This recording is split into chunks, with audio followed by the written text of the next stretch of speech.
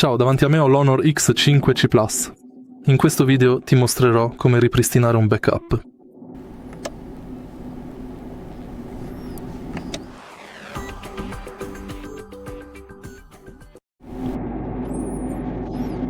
Per prima cosa, dai un'occhiata alle impostazioni del tuo smartphone. Ora vai su Sistema e Aggiornamenti, Backup e Ripristino e abilita il ripristino automatico. Questa funzione ripristinerà le impostazioni e i dati salvati nelle app quando verranno reinstallate. Se vuoi ripristinare un backup dal tuo account Google, dopo la prima configurazione dello smartphone, assicurati di connetterti con il tuo account Google. E poi, durante la configurazione, seleziona Backup. Se hai trovato utile questo video, lascia un like, un commento e iscriviti al canale.